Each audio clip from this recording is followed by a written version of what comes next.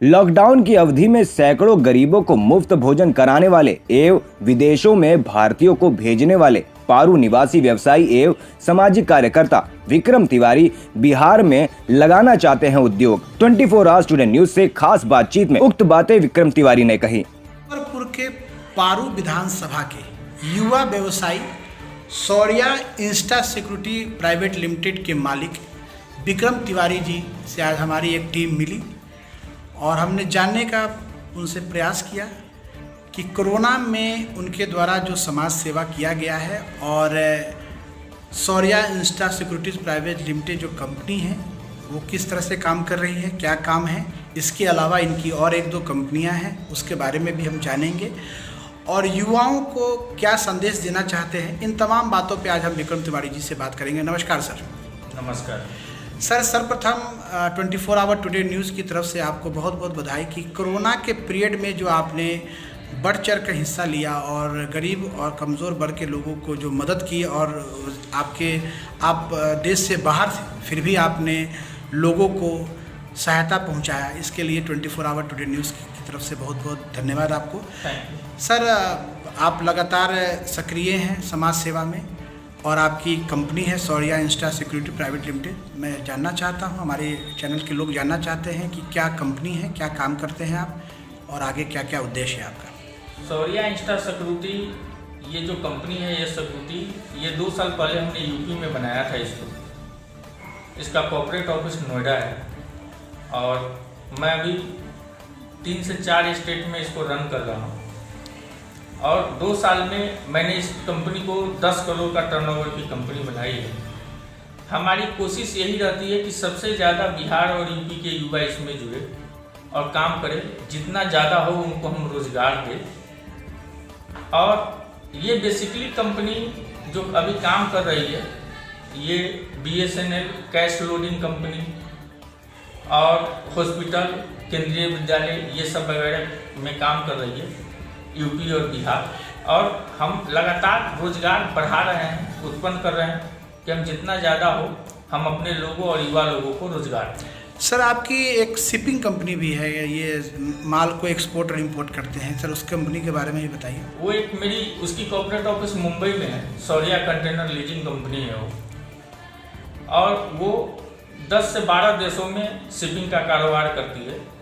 मेरे पास अपना उस कंपनी के पास 500 इंटरनेशनल कंटेनर हैं जो हम एक देश से दूसरे देश में माल भेजते हैं। उस कंपनी को 6 से 7 साल हो गए और उसका कॉर्पोरेट ऑफिस मुंबई है। वो सिंगापुर, दुबई, बांग्लादेश ये सब वगैरह देशों में फैले हुए हैं उनके ऑफिस। वो बड़ी कंपनी। सर, एक बहुत छोटी उम्र में आप इतना बड़ा काम कर रहे हैं, विदेशों में आपका कारोबार है और नौजवान पीढ़ी को सर आप क्या संदेश देना चाहते हैं, कुछ बताइए। नौजवान पीढ़ी को जो लोग हैं मैं उनको यही चीज़ सजेशन करूँगा कि आप एक उम्र में जब आप पढ़ाई ख़त्म करते हैं तो आप समय का इंतज़ार मत कीजिए। आपको जहाँ भी जॉब मिलता है आप कीजिए और उसी लाइन में ईमानदारी से आप आगे बढ़िए। अगर किसी भी सेक्टर में आप ईमानदारी से अगर 5 से 6 साल अगर आप जॉब करते हैं तो ऑटोमेटिक है कि आप आगे की ओर निकलेंगे, आपको आगे कोई प्रॉब्लम नहीं होगी और आप लगन से सिर्फ मेहनत कीजिए। हर कंपनी मेहनत करने वाले लोगों को ही आगे लेके आती है और हम चाहेंगे कि हमारे जो युवा पीढ़ी है वो मेहनत करे और जिस कंपनी के साथ भी जुड़े वो लगन से काम करे, वो जरूर आगे जाएंगे और विकास करेंगे। सर, कोरोना के समय में जब पूरे देश में लॉकडाउन था और पूरे विश्व में लॉकडाउन था, आपने विदेशों से लोगों को भारत भेजने का काम किया, साथ ही साथ गरीब गुरबों को अनाज और राशन भी उपलब्ध कराया। सर, ये प्रेरणा का कुछ बताएं इसके बारे में, कैसे ये प्रेरणा आई आपको।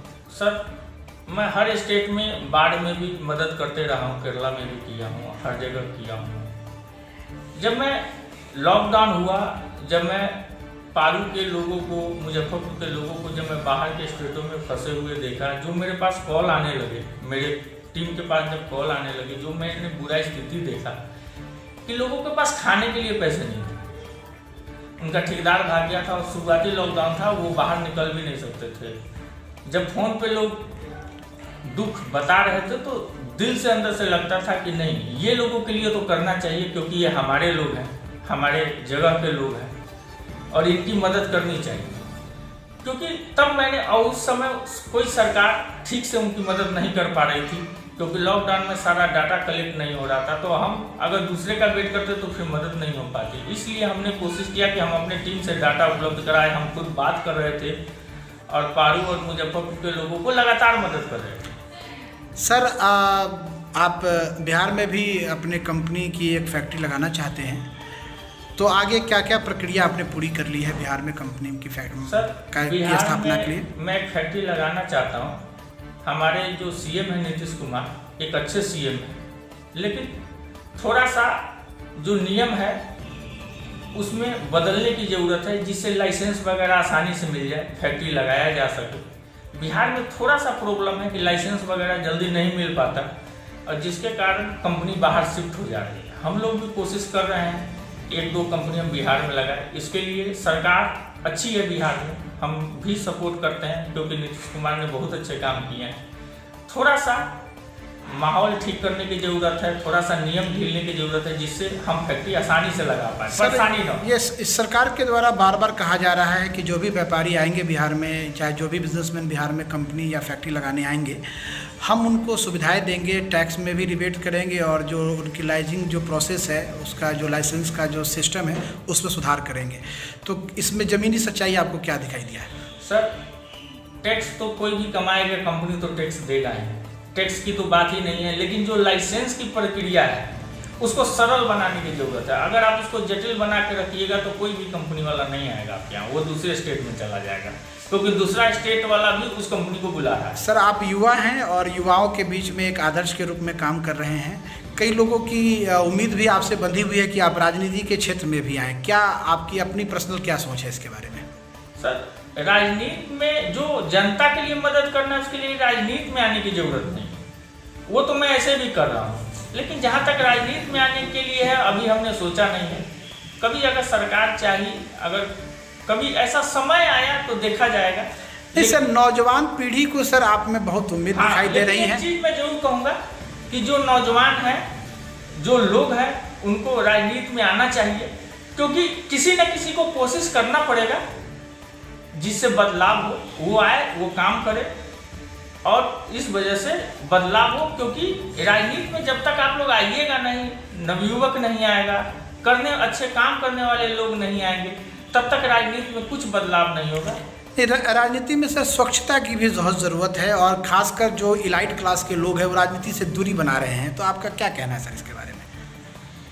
सर, दूरी बना रहे हैं क्योंकि राजनीति में पार्टियों की वजह से भी कुछ इतने कचरे हो गए हैं ना, कि जिससे अच्छे लोग नहीं आना चाहते, समय देना नहीं चाहते हैं। लेकिन मेरा अपना मानना है कि राजनीति में लोगों को आना चाहिए, सपोर्ट करना चाहिए, ठीक है, और जिससे कुछ अच्छा बदलाव हो, जिससे गरीबों का विकास हो, जिससे युवाओं का विकास हो, जिससे युवाओं का उद्धार हो, युवा आगे बढ़े, गरीबी ऊपर बढ़े, भ्रष्टाचार मिटे। सर, कोई एक काम सर, जो आप पारू विधानसभा से आते हैं, पारू आपका पैतृक गांव भी है, कोई एक काम जो सर्वप्रथम अगर पारू के लिए आप करना चाहते हैं अपनी इच्छा से?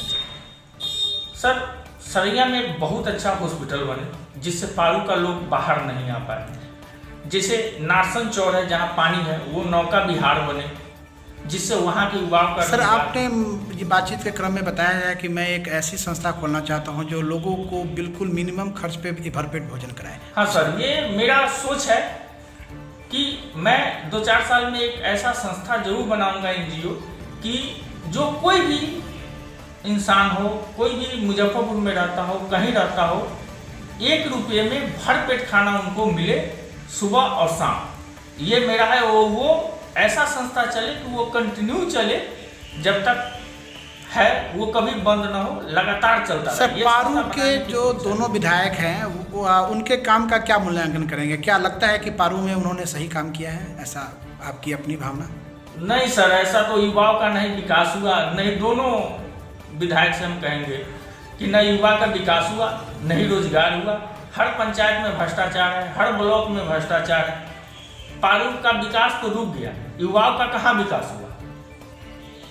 गरीबी कहाँ खत्म हुई? एक हॉस्पिटल कहाँ बना? एक अच्छा स्कूल भी कहाँ चला? एक मिडिल स्कूल का भी व्यवस्था खराब है। अगर मूल्यांकन की बात है तो दोनों विधायक जो रहे हैं और जो अभी वर्तमान में हैं, उन्होंने ऐसा कुछ भी नहीं किया जो कहा जाए कि उन्होंने अच्छा काम किया। उसके लिए वहाँ के युवाओं, वहाँ के लोगों को भी जागरूक होने की जरूरत है कि अच्छे लोग चुन के आए, जिससे पारू में विकास हो, युवाओं का रोजगार हो, गरीबी खत्म हो, भ्रष्टाचार खत्म हो। सर, आप लगातार सक्रिय हैं जनसेवा में, और अगर कहीं कोई पार्टी आपको कहती है कि आप मेरे टिकट पे चुनाव लड़िए, तो क्या आप निर्णय ले सकते हैं? सर, ये सोचने की चीज़ है, उस समय सोचेंगे। चलिए, अभी ऐसा फिलहाल कुछ नहीं है। ये बहुत बहुत धन्यवाद सर 24 आवर टुडे न्यूज़ से बात करने के लिए, और आप इसी तरह जनता की सेवा करते रहें, हमारी शुभकामनाएं हैं आपको। थैंक यू आप।